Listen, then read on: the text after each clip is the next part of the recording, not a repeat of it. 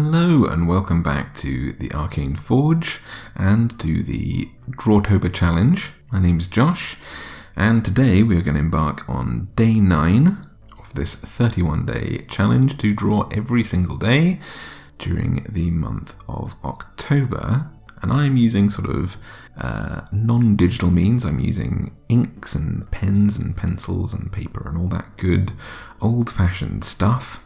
For these drawings, I'm going to be using a prompt list of randomly generated prompts, which you should be able to see on screen right now if I've done my job correctly. And you're very welcome to join me in using those prompts if you would like to take part in this challenge. Feel free to send me a message on Instagram or email or tag me in things, whatever, if you do end up using this list, because it'd be cool to see what you guys come up with, and maybe at the end of all of this I can share some of your work as well with the community, which would be really cool. But yeah, anyway, let's get started with today's prompt list of clothes. So yeah, this was another one that had kind of two potential meanings. You could do close or close. And I thought initially about doing like a kind of close shave, about someone getting, maybe a dagger thrown at them or something and just narrowly avoiding it. But I feel like, and I can't totally remember, but I feel like I've done that in the past for another kind of Drawtober challenge or Inktober challenge kind of thing. I feel like that's something that I've already drawn. So I wanted to go for the close rather than close version here. And that made me think of, the first thing that sprang to mind was Pandora's box, trying to close this box, all these hideous, terrifying things expanding forth from Pandora's box, all the troubles of the world and all this kind of stuff. And today I actually had very little time to complete this drawing. I am moving into a new home, which is very, very exciting, but what I'm somewhat, I suppose I have poorly timed this, and I'm actually renovating a very old home which needs rewiring and replumbing and all this kind of stuff, and it's a massive endeavour, and it's really exciting, it's really fun to do, but that requires a lot of my attention right now. There's a lot of stuff I need to do for that to make that livable and safe, and I'm capable of doing none of those things, so we have to get people in to work on the house and stuff, but obviously we're in quarantine, so we can't kind of be too close to the people who are working on this. Either way, it requires me to go back and forth between where I'm staying now and the place that I'm planning to move, and sometimes that means throughout this month I do not have too much time to do a drawing. So the way that kind of comes across in this is that, yes, I went with the first idea that I thought of rather than spending too much time thinking about it and going for kind of Pandora's box. But also, this is not a drawing that I shade. I just rely on my line work, which is much stronger than my shading anyway, so I end up being quite happy with this one as well.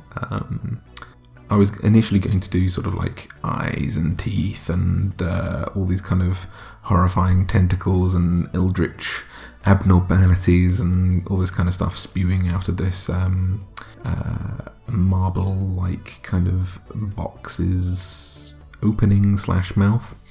And there just wasn't time for that, so I was quite pleased to end up doing various gradients of ink in a series of different tentacles kind of overlapping one another, and I'm really happy with the way that came out. I think it still gets the impression across that some sort of eldritch horror is spewing forth from this box, and a party of adventurers are trying to close the box. And again, this is a challenge, so I wanted to experiment with drawing various different body types and shapes and poses and all this kind of stuff. So, sitting directly on top of the box, I have a little kind of gnome wizard who is applying her weight to the top of the box to try and close it. Not really contributing too much, but I thought that was kind of fun. Actually, is she a halfling? Because she's got bare feet. I don't know. Is that the only difference between gnomes and halflings? I drew another person of colour who is trying to kind of directly close the lid, trying to force this lid closed. I mentioned in the last video that I am trying to expand my skills a little bit more and draw people of different ethnicities, because I found that I draw a lot of kind of European, Caucasian type people. And even though I didn't shade his skin in here, I feel like the features still speak quite well to that. So I feel like I've learnt some good stuff in the experiments that I've had so far. Very, very worried expression on his face, and kind of pushing his back, I suppose, applying the least direct but most forceful, the most amount of force. Oh, sorry if you can hear Myrtle snoring away in the background, by the way. But trying, like, the strongest member of the group, just pushing all of her weight into this human ranger or human fighter's back here to try and close this lid and undo what this party has done by opening this box, is a Goliath character with all the very, very fun tattoos and things like that.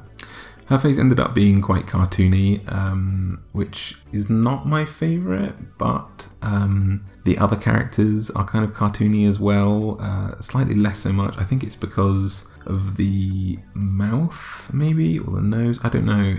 Maybe it's the eyes. I can't quite tell why she looks a bit more cartoony than usual. So I'm less happy with her out of the three characters here. But still, I liked her. I think she fits in relatively well with the rest of the drawing that I did here. And yeah, this was a relatively simple one, not too sort of complicated, because I was sort of very low on time.